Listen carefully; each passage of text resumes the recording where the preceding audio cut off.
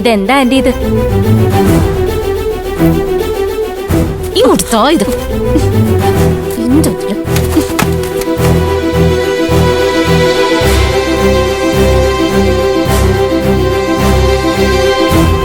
അയ്യോ ദയ,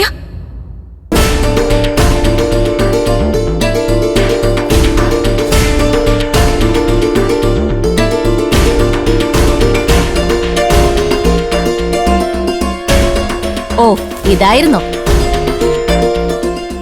എടുത്തോണ്ട് പോയിക്കോ. അവിടെ നിക്കടി, വിട്. ദേ അതെല്ലാം പെറുക്കിയെടുത്ത് ആ കവറിലിട്ട് ആന്റിയുടെ കയ്യിലേക്ക് എടുത്തു കൊടുക്കടി. അതെ, ചേച്ചി എന്തിനാ എന്നെ നേരെ ചാടി കടിക്കാൻ വരുന്നത്? ഞാനിവരുടെ സഞ്ചി പരിശോധിച്ചതേ നമുക്ക് എല്ലാവർക്കും കൂടി വേണ്ടിയാ. അത്രയ്ക്ക് വിഷമമുണ്ടെങ്കിൽ ചേച്ചി അത് എടുത്തു കൊടുക്ക്. മതി മതി, ഇനി ഇതിന്റെ പേരിലൊരു തർക്കം വേണ്ട, ഞാൻ എടുത്തു കൊടുത്തോളാം.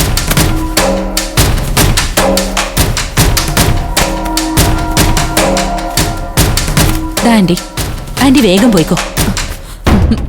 ഇല്ല മോളെ, ഇനി ഇതിനൊരു തീരുമാനമായിട്ട് ഞാൻ പോകുന്നുള്ളൂ. അപ്പൊ കൊച്ചുമോളോ? കൊച്ചിനെ അതുവരെ ടീച്ചർ നോക്കിക്കോളും. നിങ്ങളുടെ എല്ലാവരുടെയും മുമ്പിൽ വെച്ച് ദയ ഇത് പരിശോധിച്ച സ്ഥിതിക്ക് ദയയുടെ ബാഗ് നിങ്ങളും പരിശോധിക്കണം.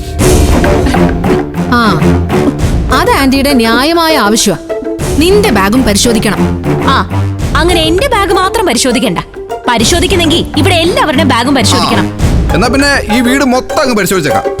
സ്വർണ്ണ ആരെങ്കിലും എവിടെയെങ്കിലും ഒളിപ്പിച്ചു വെച്ചിട്ടുണ്ടെങ്കിൽ അത് നമുക്ക് കണ്ടുപിടിക്കാലോ.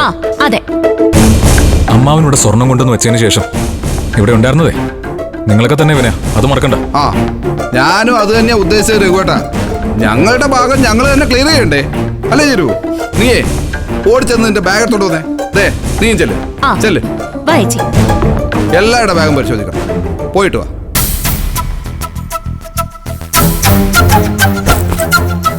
അതെ, ആദ്യം ഈ ബാഗ് തന്നെ പരിശോധിക്കാം. നമ്മുടെ ബാഗ് നമ്മൾ തന്നെ പരിശോധിച്ചിട്ട് എന്താ ചേച്ചി കാര്യം?